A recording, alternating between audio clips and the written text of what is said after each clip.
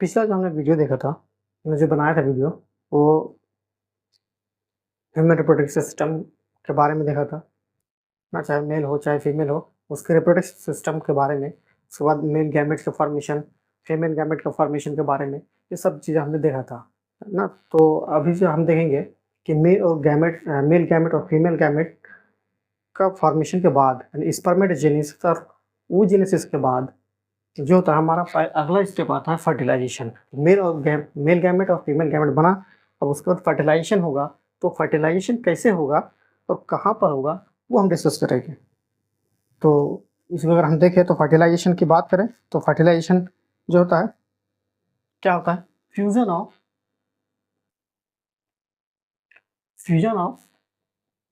Pronucleus pro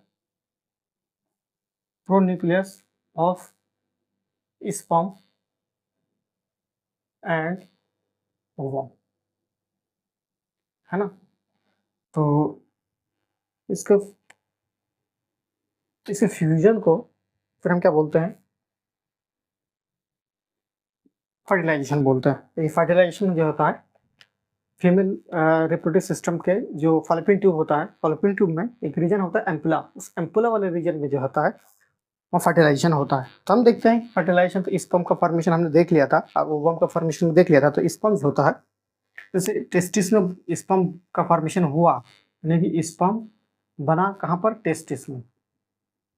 ठीक, अब sperm जो होता है वो ट्रेवल करता है कहाँ पर? वेजाइना के अंदर। वेजाइना के अंदर इसको ट्रांसफर किया जाता है, तो इसको हम बोलते हैं इंसेमिनेशन। इंसेमिनेशन इंसेमिनेशन अब वेजाइना में चला गया, तो अब जैसे हम फीमेल रिप्रोडक्टिव सिस्टम को अगर हम देखें एक बार, तो कुछ ऐसा था।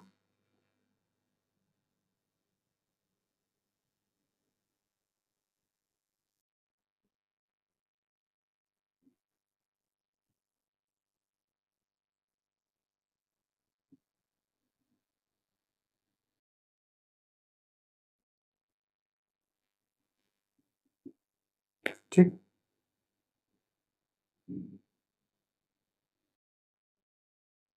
ये हमारा ओवेरी हो गया, ये इनफंडिबुलम हो गया। इनफंडिबुलम मान लेते हैं कि ये वाला जो रीजन है इसका, यहाँ पे ये क्या ओवम है, ओवम आया, और ये क्या ampullary region, ampullary region, ampullary region, ये क्या इस्थमस, इस्थमस, और ये यूटेरस है, ये यूटेरस। ये वाला हम लेते हैं वेजाइना, वेजाइना। तो हमारा जो स्पर्म है वो स्पर्म कहाँ से? वेजाइना के थ्रू ट्रेवल करेगा, वेजाइना से इस्थमस होते हुए कहाँ पर पहुंचेगा? ये पहुंचेगा एम्पुलरी रीजन में।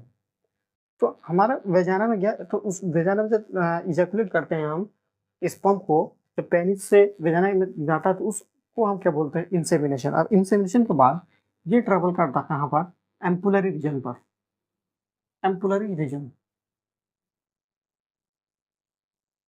एम्पुलरी रीजन, या फिर इसको एम्पुलर डायरेक्ट बोलते हैं।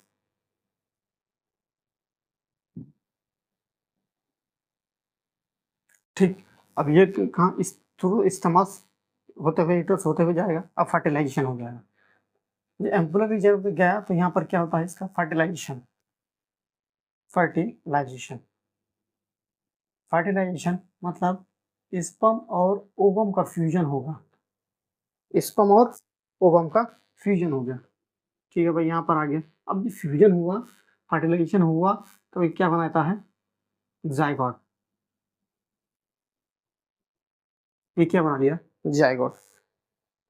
अब देखो जो फर्टिलाइजेशन होता है, तो फर्टिलाइजेशन में क्या होता है? जैसे हमने एक स्पर्म लिया, स्पर्म बनाया,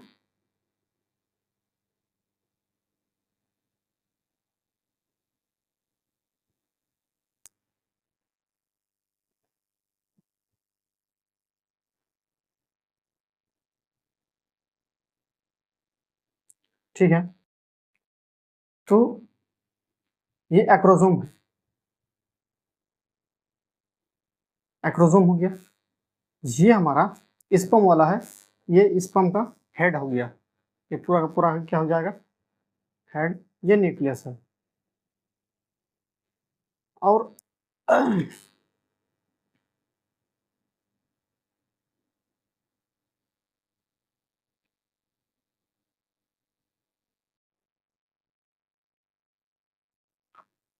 ठीक है, तो ये वाला जो रीजन है, ये होता है जोना पेलिसुडा। ये वाला जो रीजन क्या है, जोना पेलुसिडा। और ये हमारा क्या है, ओवम है। ये सब क्या है, कोरोना रेडिएटा, कोरोना रेडिएटा। तो स्पर्म जैसे इसके कांटेक्ट में, कोरोना रेडिएटा के कांटेक्ट में आएगा, जोना पेलुसिडा के लेयर में टच करेगा, तो एक्रोसोम जो होगा वो क्या करेगा, इसको पेनिट्रेट करेगा। पेनिट्रेट करते करते कहाँ तक पहुंचेगा, न्यूक्लियस तक। ये क्या है, यहाँ से जाएगा स्पर्म। ठीक, अब यहाँ जाने के बाद यहाँ पर जो होता है सेकेंडरी oocytes होता है, मतलब म्यूसिस 2 होता है। म्यूसिस 2 सेकेंडरी oocytes है। ये स्टेज जो रहता है इसका, ये सेकेंडरी oocytes रहता है, सेकेंडरी oocyte। फर्टिलाइजेशन जो होगा वो प्राइमरी oocytes के साथ कभी भी नहीं होगा, वो सेकेंडरी oocytes का होता है। यानी कि ओवेरी से, ये ओवेरी से जब बना, ओवम आया, आने के बाद यहाँ पे एम्पुलर रीजन में आने के आया, तब तक में ये प्राइमरी को क्रॉस करके सेकेंडरी oocytes में पहुंच जाए। यानी कि एम्पुलर रीजन, ओवम क्या है, ये secondary oocytes, secondary oocyte। Secondary oocyte के स्टेज में, एम्पुलर रीजन में जाके वो रहता है। ये साइमल्टेनियसली ट्रेवल करना पड़ता है विद इन 48 आवर्स, है ना। तो 48 आवर्स के अंदर अगर स्पर्म एम्पुलर रीजन में पहुंच जाता है तो फर्टिलाइजेशन होता है। तो सेकेंडरी oocytes में आने के बाद जैसे ही प्रो न्यूक्लियस के साथ स्पर्म जो होता है न्यूक्लियस में इंटर करेगा, तो वहां पर जो होगा म्यूसिस 2 कंप्लीट करेगा, म्यूसिस 2, म्यूसिस 2 बनाएगा। और सेकेंड साथ में ही second polar body, second polar body बनाएगा, सेकेंड पोलर बॉडी, है ना। तो ये स्पर्म जाने के बाद ये म्यूसिस 2 कंप्लीट करेगा। म्यूसिस 2 जो होता है, ये रहता है हमारा इक्वेशनल डिवीजन, इक्वेशनल डिवीजन रहता। म्यूसिस 2 ये कंप्लीट कर लेगा। अब म्यूसिस 2 का सेकेंड पोलर बॉडी बना। अब ये क्या हो गया, दोनों के जो प्रो न्यूक्लियस है वो फ्यूज करेगा। तो फ्यूज करने के बाद जो फ्यूज करे उस प्रोसेस को क्या बोलते हैं, फर्टिलाइजेशन। अब फर्टिलाइजेशन जैसे हुआ तब क्या बनाया इसने, जायगोट का फॉर्मेशन कर लिया। अब देखो जायगोट का फॉर्मेशन कहाँ पर हुआ, एम्पुलर रीजन में। अब जैसे एम्पुलर स्पर्म का एंट्री हुआ, स्पर्म अब क्या हो गया, ये जायगोट बन गया, जायगोट। अब जायगोट जो होगा क्या करेगा, ये मूव करना शुरू करेगा, वापस से स्थमस होते हुए यूट्रस में आएगा ताकि वहां पर इम्प्लांटेशन हो सके। तो जायगोट से हम ऊपर कर रहे हैं स्थमस के थ्रू। अब जैसे स्थमस के थ्रू ये मूव करेगा तो अब क्या करेगा, इसमें क्लीवेज होने लगा। क्लीवेज मतलब ये भी एक माइटोसिस है जो कि जायगोट में होता है, और क्या बोलते हैं एम्ब्रियोनिक जो सेल्स होते हैं उसमें होता है। तो ये एक तरह का जो होता है क्या बोलते हैं, माइटोसिस होता है। तो ये मूव करेगा स्टमक के थ्रू, और साथ में ही क्या होगा, क्लीवेज होना शुरू कर देगा। अब इसे मूव करेगा, तो अभी हम इसको देखते हैं कि ये तो जायगोट बन गया। ठीक, अब जायगोट के अंदर क्या होगा, क्लीवेज होगा,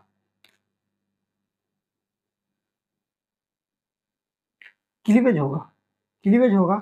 तो नंबर ऑफ द सेल्स जो होगा उसका बढ़ना शुरू कर देगा। अब जायगोट था, अब क्या करेगा, इसमें क्लीवेज होगा। जैसे जायगोट था, अब इसके अंदर क्लीवेज हुआ। अब 2 सेल स्टेज हो गया, ये क्या हो गया, 2 सेल स्टेज। क्लीवेज होगा, as move through isthmus, कहाँ से, isthmus से मूव करा किधर की तरफ, यूटेरस, ठीक है, यूटेरस की तरफ, टुवर्ड यूटेरस, ठीक। अब 2 सेल से फिर बनेगा 4 सेल स्टेज बनेगा, 4 सेल स्टेज बना। अब 4 सेल स्टेज बना तो अब क्या बनेगा इसका, 8 सेल स्टेज बनेगा, ठीक। मतलब 8 to 16 सेल स्टेज जब आएगा, सेल्स का बनेगा, तब इसको हम क्या बोलते हैं, यानी कि 2 to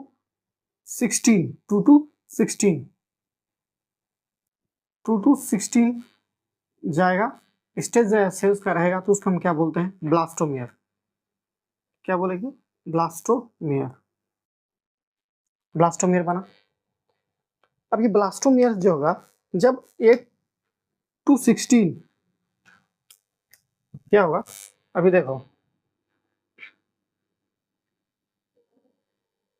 ये तो हमने फर्टिलाइजेशन देख लिया। फर्टिलाइजेशन के बाद हम इसमें अभी हम क्या, फर्टिलाइजेशन हो गया, यहाँ पर जायगोट का फॉर्मेशन हो गया। अब जायगोट का फॉर्मेशन हो गया, अब जो आगे हमारा स्टेप्स होगा वो किसके लिए होगा, वो इम्प्लांटेशन के लिए, फर्टिलाइजेशन एंड इम्प्लांटेशन,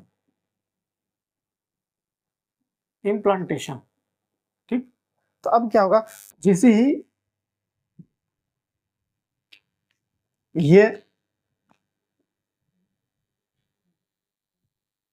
ब्लास्टोमियर है, अब ब्लास्टोमियर जब 8 to 16 ब्लास्टोमियर का फॉर्मेशन होगा, तो उस स्टेज को हम बोलेंगे मोरुला। क्या बोलेंगे, मोरुला स्टेज है, मोरुला स्टेज है। फिर इसमें जब क्या कंटिन्यू डिवाइड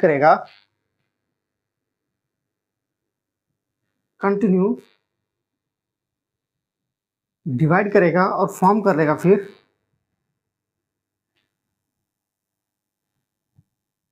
ब्लास्टोसिस्ट। क्या बनाएगा, ब्लास्टोसिस्ट, डिवाइड करेगा एंड ट्रांसफॉर्म करेगा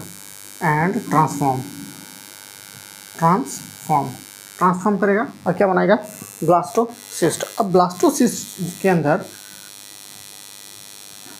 जो हमारा ब्लास्टोमियर्स है,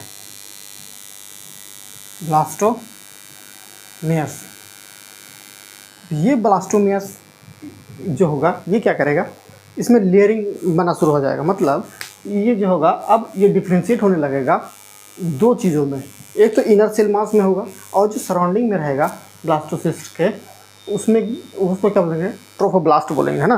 तो 2 चीज़ में अब ये अरेंज होगा, एक हो जाएगा, ये अरेंज होगा कि ब्लास्टोमियर्स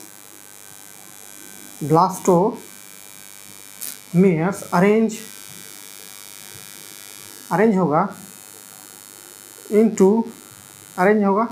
इनटू किसमें, आउटर और इनर में, 2 चीज़ में, आउटर लेयर और दूसरा आता है इनर लेयर। आउटर लेयर है, इस आउटर लेयर को हम क्या बोलेंगे, ट्रोफोब्लास्ट। और जो इनर लेयर है, तो इस इनर लेयर को हम बोलेंगे इनर सेल मास। अब इसका अगर स्ट्रक्चर देखें हम, तो कुछ ऐसा दिखेगा।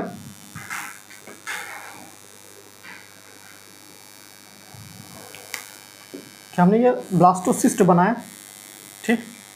तो ब्लास्टोसिस्ट जो बनाया, तो इसमें देखोगे तो कुछ लेयर्स मिलेगा।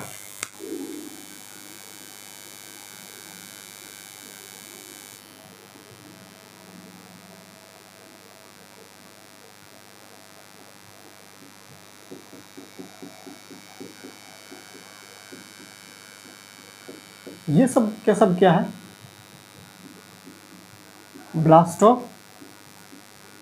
ब्लास्टोमियर्स है। क्या है? ब्लास्टोमियर्स है। और इस ब्लास्टोमियर्स है, इसको हम क्या बोलते हैं? ट्रोफोब्लास्ट। ट्रोफोब्लास्ट, ठीक है। अब देखो ये हमारा ब्लास्टोसिस्ट है। ब्लास्टोसिस्ट के जो होता है सर्कुलर में हमें क्या आउटर लेयर में क्या मिल रहा है? हमें अरेंजमेंट हुआ है, उसको हम क्या बोलते हैं? ट्रोफोब्लास्ट। अब इसी में देखोगे एक चीज़ और है, इनर सेल मास। तो इनर सेल मास में यहाँ पे कुछ सेल्स जो होता है अरेंज रहता है, ठीक। तो ये जो हमारा अरेंज हुआ ये इनर सेल मास है, इनर सेल मास। अब ये इनर सेल मास जो होगा ये भी क्या है? ये भी ब्लास्टोमियर्स ही है। ब्लास्टोमियर्स है,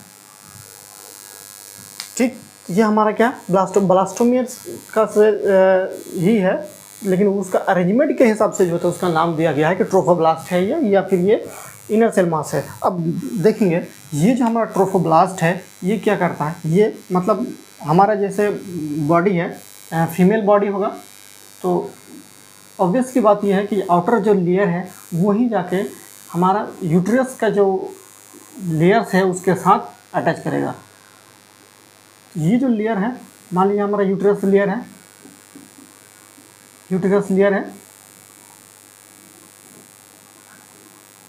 और ये सब क्या है? हमारा ट्रोफोब्लास्ट है।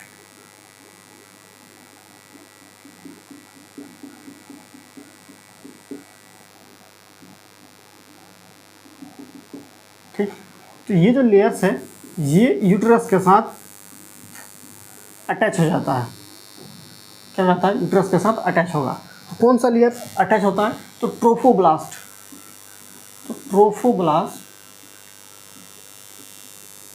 ब्लास्ट लेयर अटैच रहता है to the uterus wall. Uterus का जो वॉल्स है उसके साथ जो होता है वो क्या करता है? वो अटैच हो जाता है, ठीक है। अब जब अटैच हुआ तब इसमें फिर फॉर्मेशन करता है एक फिंगर लाइक प्रोजेक्शन होता है। क्या था? Finger like projection.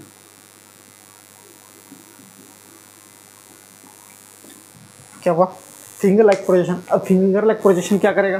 तो फिंगर लाइक प्रोजेक्शन जैसे इसके अंदर आया तो यूट्रस वॉल के साथ जो होता है अब क्या करेगा? उसका साथ पेनिट्रेट करेगा यूट्रस वॉल के अंदर और एक कनेक्शन बनाएगा किसके साथ? जो हमारा एम्ब्रियो का और मैटेरियल बॉडी है उसके साथ का कनेक्शन बनाएगा। अब इसे फिंगर लाइक प्रोजेक्शन का फॉर्मेशन हुआ तो यहाँ पर बनेगा प्लेसेंटा।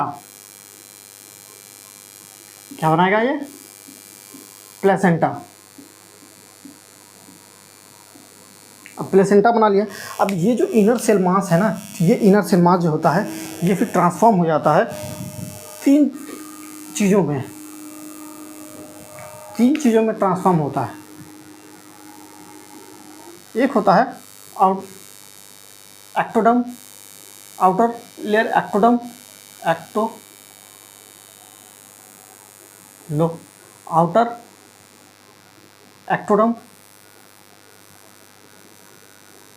एक्टोडर्म, मिडिल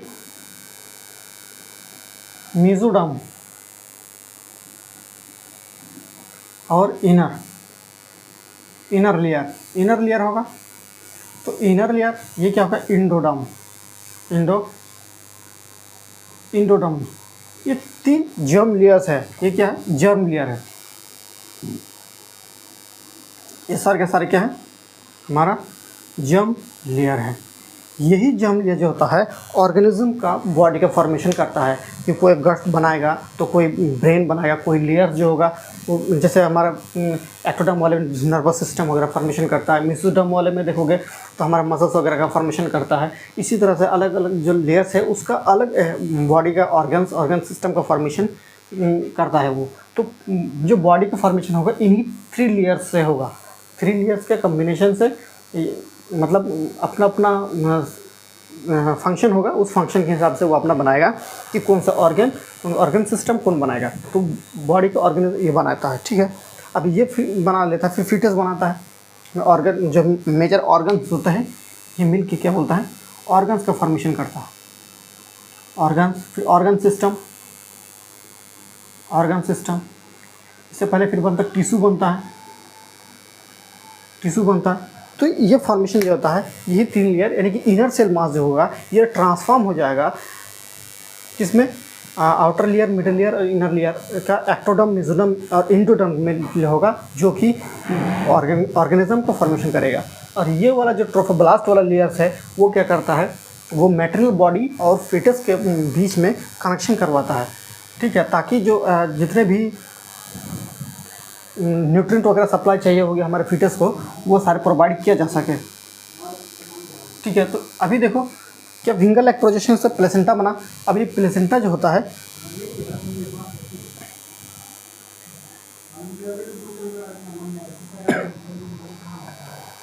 अब प्लेसेंटा का फॉर्मेशन, तो प्लेसेंटा जो होता है इसको,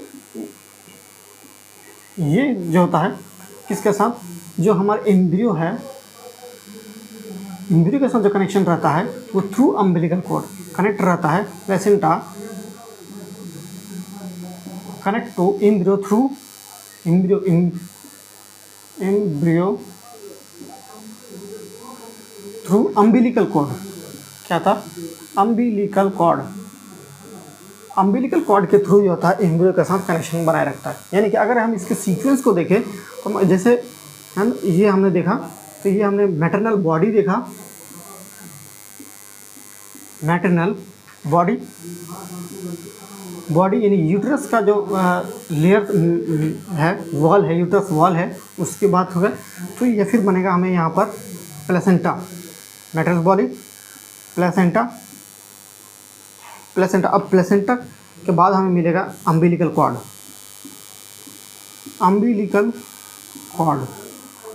मिलेगा। अब अम्बिलिकल कॉर्ड जो होता है ये क्या करता है, एम्ब्रियो के साथ ही कनेक्टेड रहता है। अब यहाँ एम्ब्रियो के साथ कनेक्टेड रहता है। अब ये मिलेगा हमें क्या, अम्बिलिकल कॉर्ड के बाद एम्ब्रियो या फिर फीटस।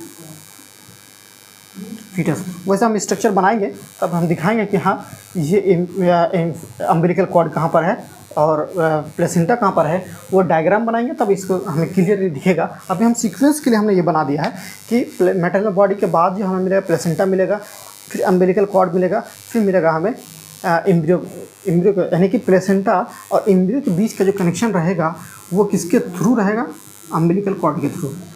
हमें ये जो बनाने का मकसद है वो यही है कि बताना है कि प्लेसेंटा और एम्ब्रियो के बीच में अम्बिलिकल कॉर्ड होता है, ठीक है। तो अभी प्लेसेंटा जो होता है, तो प्लेसेंटा ऐसे अभी डायग्राम हम बना के दिखा देते हैं कि कनेक्शन कैसा है, वो क्लियर कट हमें हो जाएगा, है ना। तो हम देख लेते हैं डायग्राम।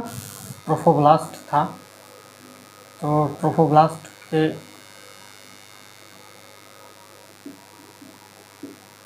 या फिर फिंगर लाइक प्रोजेक्शन होता है ना। ये क्या था, फिंगर लाइक प्रोजेक्शन।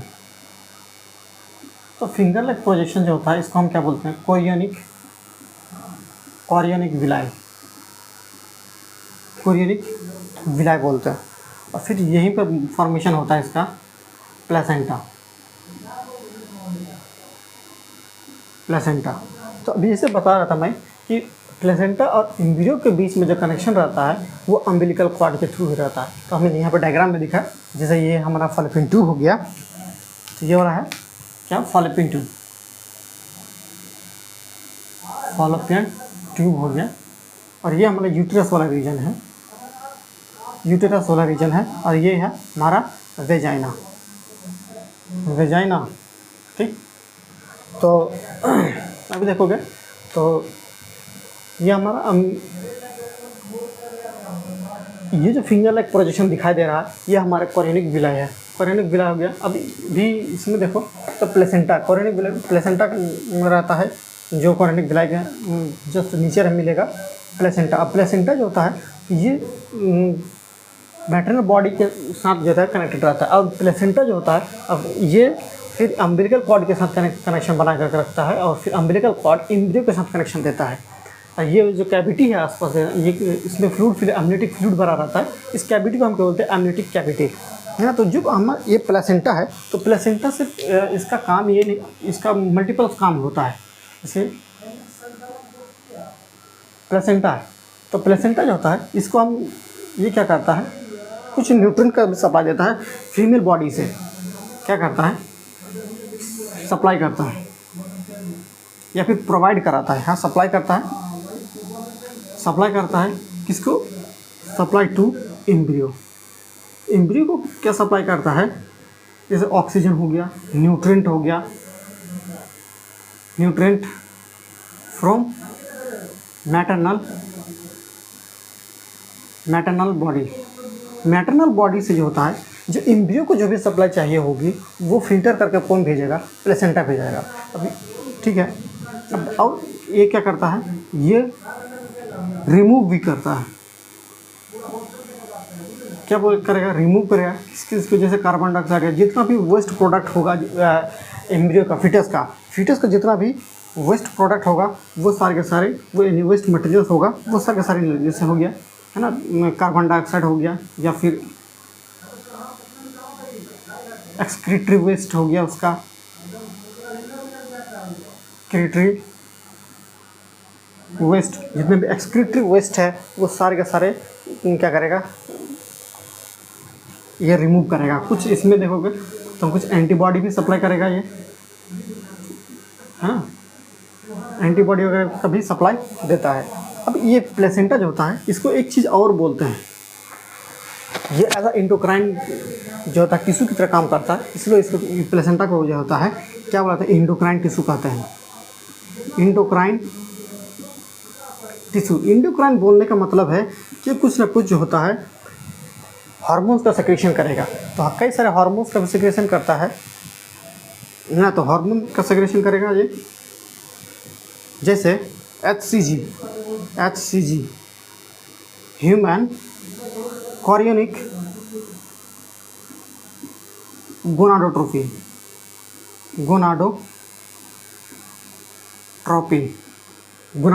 HCG। अब ये HCG जो होता है ये किस में फंक्शन करता है, कॉर्पस ल्यूटियम में, corpus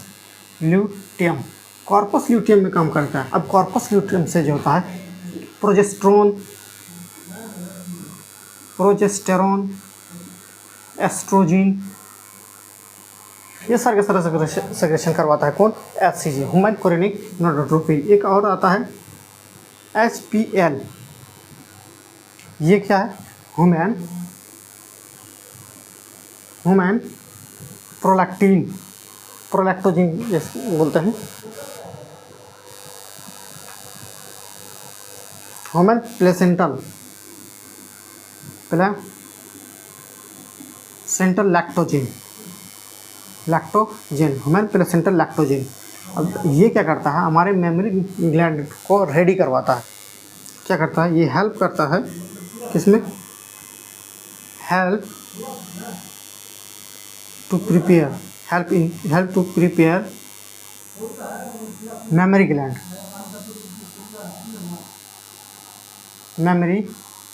memory gland to secrete या फिर रिलीज मिल्क या फिर लैक्टोजिन, मिल्क प्रोडक्शन के लिए मेमोरी ग्लैंड को रेडी करने में ये हेल्प करता है। ठीक है, प्रोजेस्टेरोन का भी सेक्रेशन करता है, एस्ट्रोजन का भी सेक्रेशन करता है। और एक चीज़ होता है कि ये रिलैक्सिन का भी करता है,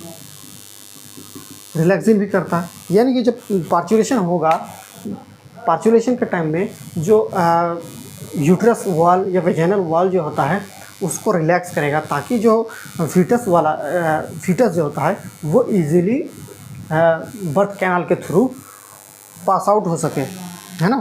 तो इसलिए रिलैक्सिन भी देगा, यानी कि ये डायलेट करेगा। क्या करेगा, डायलेट करेगा सर्विक्स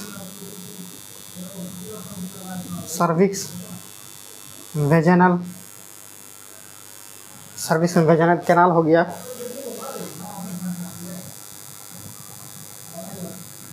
वेजाइनल कैनाल, या फिर मसल्स, या फिर मसल्स को कब? ड्यूरिंग लेबर, पार्चुरेशन का टाइम, ठीक है, रिलैक्सिन दे दिया। ये सारे के सारे जो होता है ये हार्मोन्स होता है जो सेक्रेशन करता है कोई प्लेसेंटा, ठीक है। और इसमें एक प्लेसेंटा जो होता है ऑक्सीटोसिन का भी सेक्रेशन करवाता है। क्या करता है? Oxytocin, oxytocin, oxytocin, oxytocin secretion करेगा। तो ये क्या करता है, जैसे जैसे ऑक्सीटोसिन हमारे बॉडी फीमेल बॉडी के अंदर पहला जो पार्चुरेशन के टाइम में जो फुल्ली डेवलप्ड जो फीटस होता है वो और जो प्लेसेंटा होता है दोनों के दोनों मिल के क्या करता है? ऑक्सीटोसिन का सेक्रेशन करता है। अब ऑक्सीटोसिन जब पहली बार उसको इन्फ्लुएंस करता है ऑक्सीटोसिन सेक्रेशन के लिए, ऑक्सीटोसिन जैसे सेक्रेशन होगा पहली बार में तो क्या करता है? माइल्ड कॉन्ट्रैक्शन, हल्का कॉन्ट्रैक्शन होगा। और जब हल्का कॉन्ट्रैक्शन होगा तो वो ट्रिगर करेगा फर्दर ऑक्सीटोसिन का सेक्रेशन करने के लिए। और जब जैसे ही फर्दर सेक्रेशन होगा तो वो क्या करेगा? और ज़्यादा कॉन्ट्रैक्शन होगा, और ज़्यादा कॉन्ट्रैक्शन होगा तो फिर फर्दर ट्रिगर करेगा और ये कंटिन्यू होता रहेगा। और ये माइल्ड कॉन्ट्रैक्शन एक स्ट्रॉन्गर एंड स्ट्रॉन्गर कॉन्ट्रैक्शन होने लगा। यूट्राइन जो वॉल होता है यानी कि मायोमेट्रियम वाले रीजन में, मायोमेट्रियम जो मसल्स होता है वो थिक वाले रीजन, उसमें ब्लड वेसल्स वगैरह भी पाया जाता है। तो उस वाले लेयर्स में जो होता है क्या करता है? कॉन्ट्रैक्शन होने लग जाता है स्ट्रॉन्गर। जैसे जैसे ऑक्सीटोसिन का मल्टीपल्स टाइम में जाने लगता है तब भी पार्चुरेशन के टाइम में हम इसको डिटेलिंग देख लेंगे। जब पार्चुरेशन जैसे ऑक्सीटोसिन का सेक्रेशन हुआ, अगर ग्राफ अगर हम इसको देखें कि ऑक्सीटोसिन का, कि जैसे जैसे ऑक्सीटोसिन हमारा बॉडी के अंदर, फीमेल बॉडी के अंदर रिलीज़ होता है तो जितनी बार टाइम्स में रिलीज़ होगा तो हर बार क्या है? स्ट्रॉन्ग कॉन्ट्रैक्शन होगा। उसी का अगर हमने देखें वैसी जनरलाइज करने के लिए हम देखें तो जैसे हमने ये ऑक्सीटोसिन ले लिया, ऑक्सीटोसिन ट्रिगर, ऑक्सीटोसिन का सेक्रेशन देख लिया। और इसका हमने देखिए कॉन्ट्रैक्शन की बात करें हम तो कॉन्ट्रैक्शन ऑफ मायोमेट्रियम, मायोमेट्रियम वाले तो कॉन्ट्रैक्शन जो होता है ये बढ़ता चला जाएगा। और ये ऑक्सीटोसिन मान लो हमने ये 3 to 4 टाइम्स का अगर हमने जनरल मान लिया तो जैसे जैसे ये जाएगा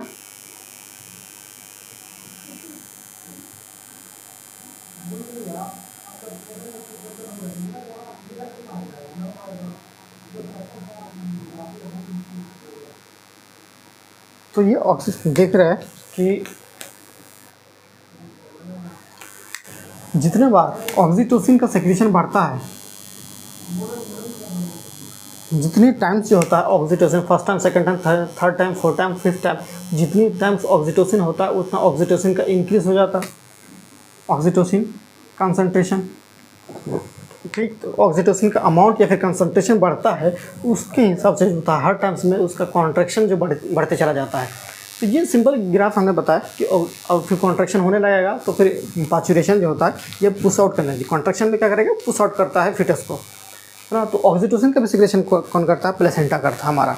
ये हमारे देख लिया प्लेसेंटा का फॉर्मेशन हुआ। अब देखेंगे इम्प्लांटेशन कैसे होता है। जैसे इम्प्लांटेशन उसी टाइम जैसे ही हमारे यूट्रस के में आता है और क्या कहते हैं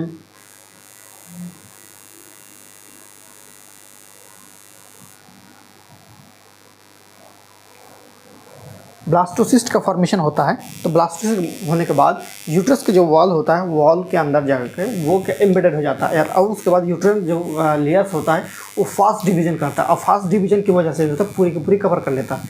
तो वो इम्प्लांटेशन हो गया, है ना। तो अब हमारा क्या रह जाता है लास्ट में इम्प्लांटेशन के बाद। अब जैसे हमारा अब क्या हो गया कि एम्ब्रियो का डेवलपमेंट, एम्ब्रियो डेवलपमेंट देखेंगे तो एम्ब्रियो का डेवलपमेंट जो फीटस देखेंगे तो वैसे एनसीईआरटी में देखोगे तो पूरा पैराग्राफ है। तो मैं उसको बहुत इजीली करता हूँ, हैंडल करता हूँ और समझ में भी बड़े अच्छे से आता है और रेडी टू यूज़ भी होता है कि इसको याद करने का एक लाइन ग्राफ हमने किया। तो इसमें होता है क्या होता है? ट्रेमर्स होता है, यानी कि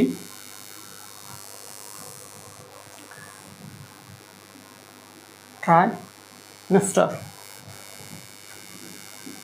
ट्राइमेस्टर होता है ना। तो डेवलपमेंट जो होता है, एम्ब्रियो का डेवलपमेंट जो देखोगे तो यानी कि तो फीटस का डेवलपमेंट या फिर एम्ब्रियो, तो उसका अलग अलग फेजेस में दिया है, मतलब एक टाइम ड्यूरेशन होगा, उस टाइम ड्यूरेशन का वजह से इसने ट्राइमेस्टर बोला है।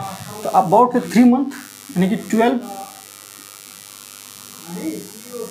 वीक्स या फिर 3 मंथ, 3 मंथ का ड्यूरेशन होता है, 3 मंथ ड्यूरेशन।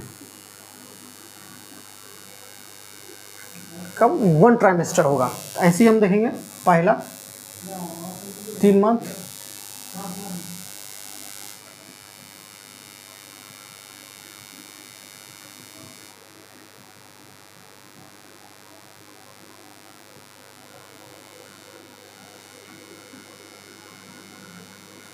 ठीक। हमने इसको 7 हिस्सों में बांट दिया है। तो हमने लिया पहला मंथ, फर्स्ट मंथ, ठीक। सेकंड मंथ,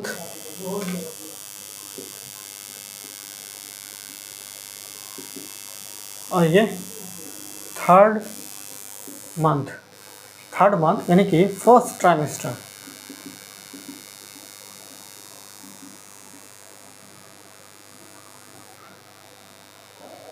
उसके बाद 5th मंथ,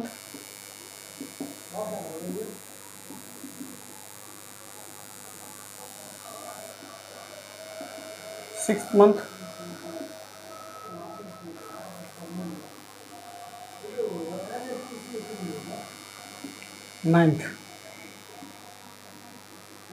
9th मंथ है। ये हमने दिया है, किसका है ये, ट्राइमेस्टर का, है ना। तो जितना भी ट्राइमेस्टर एम्ब्रियो का डेवलपमेंट है वो क्या होगा, ट्राइमेस्टर होगा। इसमें 12 वीक का आसपास क्या होगा, अप्रॉक्सीमेटली है ये क्या है, अप्रॉक्सीमेटली इतना का रहेगा। तो 3 मंथ का ड्यूरेशन में तो हमने इसको 9 मंथ तक पहुंच गए कि 9 मंथ फुल्ली डेवलप कहाँ से हो जाएगा, और शुरू से लेकर फर्स्ट मंथ से लेकर के 9 मंथ तक। तो फर्स्ट मंथ में जो है तो इसका हार्ट का फॉर्मेशन होगा, क्या बनाएगा, हार्ट बनाएगा। और जो सेकंड मंथ है तो सेकंड मंथ में उसका लिम्स और डिजिट्स बन जाएगा, यानी कि ये जो लिम्स है, जितने हाथ है, पैर है, ये बनेगा, और ये जो फिंगर्स वगैरह है, डिजिट्स जो है, इसका फॉर्मेशन हो जाएगा। और थर्ड मंथ ये फर्स्ट ट्राइमेस्टर में इसका क्या हो जाएगा, मेजर ऑर्गन सिस्टम का फॉर्मेशन हो जाएगा। मेजर ऑर्गन सिस्टम, हार्ट तो बन गया था, जैसे किडनी हो गया, डाइजेस्टिव सिस्टम हो गया, लंग्स हो गया, ये सारे के सारे मेजर ऑर्गन सिस्टम जो होगा वो हमारे बॉडी के अंदर बच जाएगा, थोड़ा बहुत बचेगा। 4th मंथ में चला जाएगा, 4th मंथ तक फॉर्मेशन में कंप्लीट हो जाएगा। और 5th मंथ में जो होगा, पहली बार जो होगा, जो फीटस है वो अपना मूवमेंट शो करेगा, और हेड में जो होता है, सर पे जो होता है, हेयर्स ग्रो करने लगेगा। और 6th मंथ में आता है, 6th मंथ में जो होगा, यानी कि सेकेंड ट्राइमेस्टर में आईलेस का फॉर्मेशन होगा, उसका सेपरेशन हो जाएगा, और बॉडी में उसका हेयर्स आ जाएगा। अब बॉडी में एक बार हेयर्स आ गया, इसका मतलब है अभी बॉडी उसके बाद फुल्ली डेवलप हो जाता है ना। तो अब इसमें क्या होता है, फुल्ली डेवलप हो जाता है बॉडी में। ये हमारा हो गया सेकेंड ट्राइमेस्टर में। ये क्या है, सेकेंड ट्राइमेस्टर, और ये थर्ड ट्राइमेस्टर।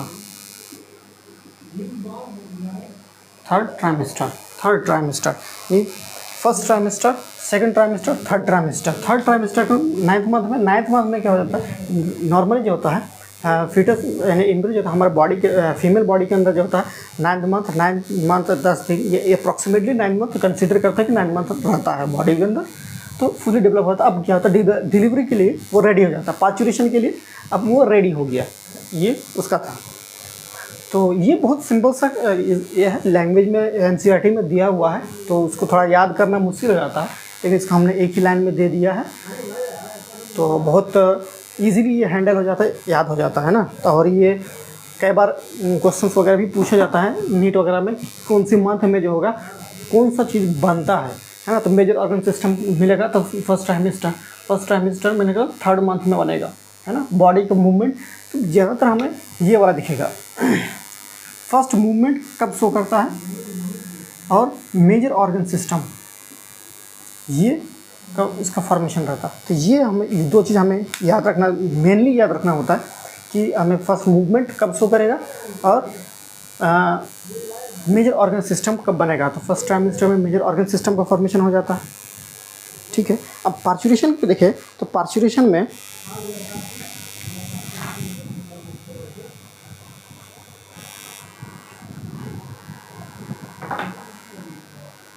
ये था हमारा एम्ब्रियो डेवलपमेंट। तो एम्ब्रियो हमारा डेवलपमेंट हो गया। अब डेवलपमेंट जब हो गया तो अब क्या उसकी डिलीवरी करवाना। अब डिलीवरी करवा जो डिलीवरी होता है उसको क्या बोलते हैं, पार्चुरेशन। डिलीवरी ऑफ फीटस, ये फुल्ली डेवलप्ड क्या है, फुल्ली डेवलप्ड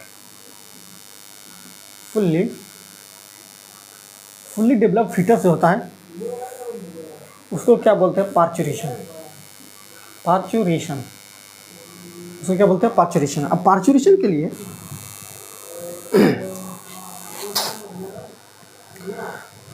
तो पार्चुरेशन जो होगा एक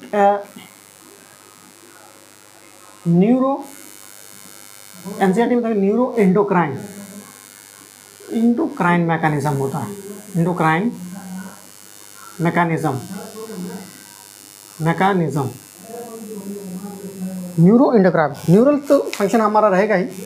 इसमें लिखा है इंडोक्राइन मैकेनिज्म का मतलब है कहना कि इस पर हार्मोन्स का सेक्रेशन, हार्मोन्स का इन्वॉल्वमेंट मिलेगा हमें। तो हार्मोन जैसे मिलेगा हमें, मेजर जो फंक्शन मिलेगा इसमें ऑक्सीटोसिन, जो हमने पहले देखा था कि ऑक्सीटोसिन जो होता है पार्चुरेशन के लिए फुल्ली डेवलप्ड जो फीटस होता है वो सेक्रेशन करता है, प्लेसेंटा करता है।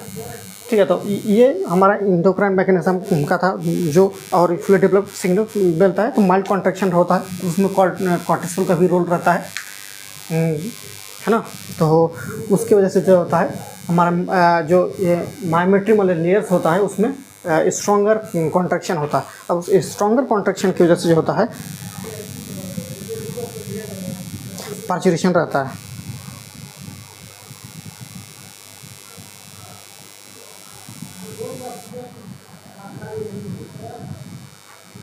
ठीक है, तो इसे पार्चुरेशन में देखोगे इंडोक्राइन में मेनली जो होता है ऑक्सीटोसिन का रहता है, जो कि स्ट्रॉन्गर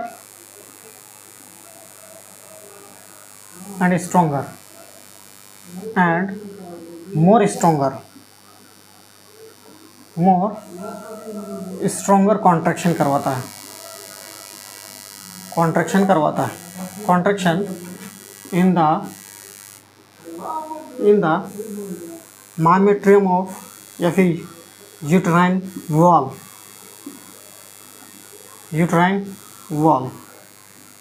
जो होता है ये मायोमेट्रियम, मेनली मायोमेट्रियम।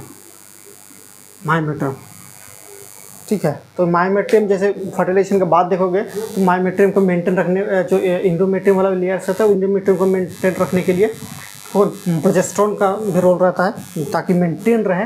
तो जिसमें इसमें देखोगे तो ऑक्सीटोसिन का, जैसे हमारा HCG का सेक्रेशन होता था तो कॉर्पस ल्यूटेम में काम करता था, कॉर्पस ल्यूटेम प्रोजेस्टेरोन का होता था। अब वो प्रोजेस्टेरोन जो होता है वो इंडोमेट्रियम वाले लेयर जो होता है, जो कि जब मेंस्ट्रुएशन साइकिल चल रहा होता है उसको शेड ऑफ हो जाता है ना। तो शेड ऑफ ना हो, उसको मेंटेन करके रखना हो, तो उसके लिए प्रोजेस्टेरोन काम करता था। अब ऑक्सीटोसिन जो होगा ये कॉन्ट्रैक्शन करवाता है इस वाले लेयर को, मायोमेट्रियम वाले लेयर को। मायोमेट्रियम वाले ब्लड वेसल्स वगैरह पे पाया जाता है।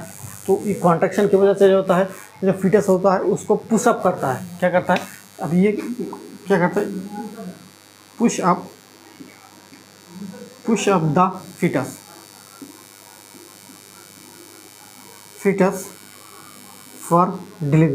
for its delivery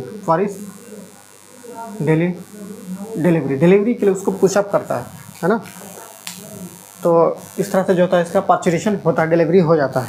तो ये था हमारा पूरी की पूरी उसका सिस्टम था कि हमने देखा पूरे लेक्चर में कि उसका ऑर्गन सिस्टम पूरा ऑर्गन्स देखा हमने कि कौन कौन से ऑर्गन्स के अंदर पार्ट्स पाए जाते हैं, स्पर्म का प्रोडक्शन कहता है, ओवम का प्रोडक्शन कैसा होता है है ना। उसके बाद फर्टिलाइजेशन देखा हमने, फर्टिलाइजेशन के बाद इम्प्लांटेशन देखा, इम्प्लांटेशन के बाद हमने फिर देखा कि उसका जो फंक्शन हो इम्प्लांटेशन के बाद का प्रोसेस कैसे होता है, फिटर डेवलपमेंट कैसे होता है, उसके बाद उसका हार्मोन्स कौन कौन से काम कर रहे हैं, तो उसके फंक्शन जैसे प्लेसेंटा देखा, अम्बिलिकल कॉर्ड देखा, है ना। उसके बाद पाचुरेशन देखा। तो ये हमारा रह गया।